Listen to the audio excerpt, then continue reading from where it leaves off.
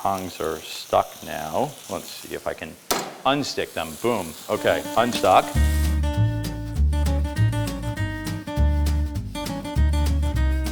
Hi, I'm Sam Charney. I'm a developer here in New York City, and today I'm going to be making a steak and some fresh pasta with a fresh tomato sauce. This is what I would call an Italian steakhouse meal, and it's probably my kids' favorite thing to eat. We're gonna get the pasta water going. We'll start boiling our water while the steaks get going. And once the water is boiling, the tomato sauce is gonna come together really fast. So we will take our ingredients, throw them in the pan. It's a super quick meal, and really it's gonna honor the integrity of the ingredients, and they're gonna shine through.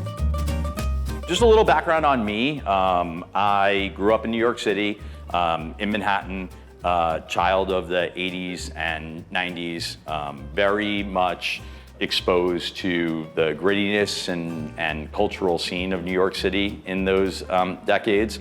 And that kind of formed who I am and what I bring to development. I really love this kind of pre-digital, post-analog age where you actually had to learn and research on your own. I was an art history major in college, and I took a course one day called Picturesque Suburbia, which was a course about the automobile in the 1950s caused suburban life to expand outside of urban centers.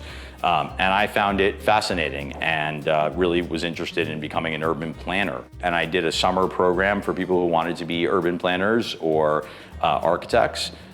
Everyone around me was so much more talented than I was. They were building the Taj Mahal out of toothpicks, and I could barely draw a stick figure, and realized I was definitely in the wrong place. So I came back to New York City and decided that I wanted to be a real estate developer because that was the person who had all of the control over the project, and it wasn't the architect or the creative visionaries. It was more the developer who got, to say what was built. He was the producer of the movie, hiring the director, getting the script, getting the actors, and putting it all together. I then went to NYU, got a master's in real estate development, and got lucky enough in my first semester to work for the Gowanus family in Two Trees, and that really taught me how to do everything in-house. And then took that to my own company, which we opened in 2013, and since then, we've been around now for 12 years. We've built over 1,000 units right now, probably 1,500 units in New York City, and we have 3,000 units in the pipeline. We got the water on right now, we got it on high, we're gonna salt the water, and what I've been told is it should be like the ocean, salinity like the oceans. We are going to take a handful of our cherry tomatoes over here, and we are going to just half them. This is super easy. So I get asked a lot what attracted me to Brooklyn and Queens and the boroughs in general when it came to development. First and foremost, kind of the easy answer would be it's a lot better being a big fish in a small pond. But the kind of bigger story is really I got exposure to the boroughs when I was young, but in a really kind of negative way. Like I would visit my grandparents in Bay Ridge. I remember, being in the car and going to my grandparents' house, and it smelled like old people and, just not the kind of greatest experience. And I remember my dad saying to me, I worked so hard my whole life to get out of Brooklyn, and now you're back. But I think they understood at that point that Brooklyn was having a moment. This was the early 2000s. And housing had become so expensive in New York. People were constantly pushing out along train lines to figure out where they could live and afford. Artists were already doing it. They were already in Dumbo, living in these industrial buildings that weren't zoned for residential. And I got fortunate enough to just kind of watch this catalyst happen in Dumbo. And so toward the end of my time at Two Trees, we had started looking north into Long Island City, another industrial neighborhood that looked similar to me to what Dumbo was. And you could see the artists living there and the conversions already happening. So let's take our pasta and we'll throw it in right now. We'll throw it in the boiling water. There we go, wow. Let's put our pan on right now. We're gonna do like a medium-high heat on the tomato sauce, the fresh tomato sauce. You don't want to burn the garlic. That is the most important thing. We built our first condo project called the Jackson. And after Long Island City, just kind of naturally went to Brooklyn, taking kind of a page out of my former employer's playbook, looking at a rezoning, the Gowanus rezoning, and really kind of, bet big on that neighborhood. And we did that during COVID. So it was kind of a double whammy, right? Like questionable rezoning, we weren't sure if it was gonna happen, and everyone writing about people fleeing New York and going to Florida and New York failing. But I looked around and I saw all my friends were staying, no one was leaving, and I realized that New York's not going anywhere. And then after Brooklyn, people asked me, I thought you were a boroughs guy. Why did you go to Manhattan when we bought 99 Claremont? And so part of the Claremont analysis was the old Sam Zell methodology, which was buy a building below replacement cost if you can get it. So I looked at this building and I said, wow, what would the cost of building this spectacular masonry building with a mansard roof be in today's world? Had to be $500+ a foot in hard costs, if not higher. I toured the building. I'm not going to use the inside of the building, right? We're going to gut it down to the studs because I need to make sure that it's properly done. We're going to go in with our tomatoes now. You hear that sizzle, I love that. Looking at buying below replacement costs, we were getting foundation, slabs, and exterior walls. To do that in today's world, probably $150-ish a foot. And to get a facade like that, you're talking $200 a foot easy. This is my chef move. The kids love it when I do this at home. The other thing about this building that I loved so much when you looked at the aerial photo of it was the thinness of the building. For everybody to understand, a thin floor plate means lots of windows and more windows proportionately to the depth of the building than what you're used to seeing. Why I like that is because I can build very efficient apartments that actually feel like they're very large because they get a lot of light and air. Unfortunately, with new construction, it's really hard because you have height limits and other sky exposure plane. We're gonna go in with some capers right now, by the way. So when I saw that, I said, okay, we need to buy this building because not only is it cost-wise below replacement cost, but I don't think you could actually replace it because of the shape of the building and the depth of the building. And so we went very hard after the asset. We were not sure what our business plan was going to be. We just knew it was an asset that we had to own and we would kind of figure it out. And when complete, I think it's going to be spectacular. It is going to be student housing. We finally decided on student housing.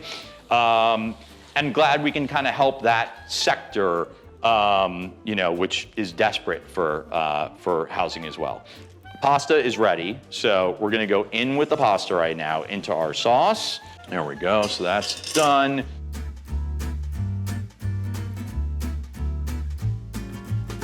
Okay, so we just finished our pasta, and now we are going to take on our steaks. So they are over in the convection steam oven right now. They're cooking to 170 degrees. We're gonna pull them out and bring them over to the teppanyaki. So come on and follow me over here. Wow, they look amazing. I like to salt from up high like this because it distributes the salt a little bit better along your steaks. And it also makes a total mess of your kitchen, makes your spouse very unhappy. So feel free to try that one at home. I am truly feeling like I am a Benihana chef today, which is just amazing. This is like so cool. I want one of these at home. I was talking about it earlier, but growing up in New York in the 80s and 90s was a really interesting experience. I mean, my parents let me walk to school when I was in 3rd grade by myself. But what it did teach me was like tremendous amount of critical thinking. And how to be aware of my surroundings and, kind of make sure that I had real life experiences that taught me There we go, it's nice and hot. So you hear that sear, that's perfect. And really taught me that like when I first got into construction, that I had to go to the construction sites. I had to visit the sites. I had to meet people in person, meet the consultants in person, develop rapport and relationships with them. You know, with the advent of all this digital media, you know, people are so quick to get information. But I think that if you don't have the learning to discern where that information is coming from and be able to critically think and weed through the garbage of the TikToks versus, you know, actual credible sources, then you're not necessarily getting objective reporting. You know, we're trying to teach our kids right now how to critically think, and I'm very fortunate that my children love to read. I've got a nice sear going on this side. I'm smelling that I think they're done at this point, and I don't want to overcook, but what I am going to do is I'm going to give them a teeny little sear just on the fat side. I like to do this when I'm grilling, and then we're going to let them rest for a minute or so. Look at that. Those are gorgeous. That is like right out of a steak restaurant. We are trying to highlight high quality ingredients. And that's kind of what we do in development. That's the ethos of our company. High quality housing. And we do that by picking, you know, high-end materials and finishes, and really, you know, being in the weeds and fully integrated with everything we do, making sure that we're at the site all the time, making sure contractors aren't cutting corners, and really just getting the best product to our residents that we possibly can.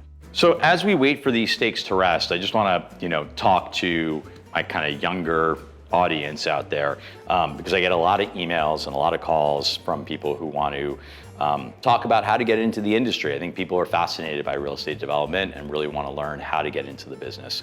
And so first and foremost, if you have no experience in real estate, I'm a big believer in taking a class, because and that class can be anywhere, and beginner intro level non-matriculating classes are not prohibitively expensive, and you'll instantly have a cohort of real estate friends to talk with and start to understand the industry. I would tell you to take whatever you can get, and that's working a commission job maybe at an investment sales brokerage firm, or at a capital markets firm where you would work on commission, or, you know, work a construction job. I mean, I got lucky. I got thrown on construction sites in my early 20s. I had no idea what I was doing, but I was told, you are now the project manager, everything. And I worked 18-hour days to learn and understand how to build a building, and I learned from the subcontractors, and I learned from the consultants,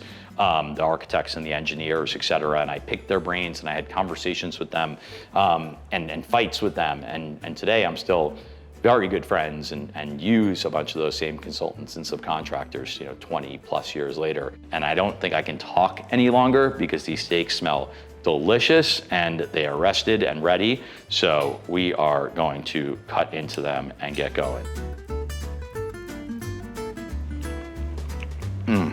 My God. Well, thanks, Real Deal, and everybody else, because this is just delicious and I have to go eat. But hope this was enjoyable for everybody, and you learned a little bit about me and how I cook at home.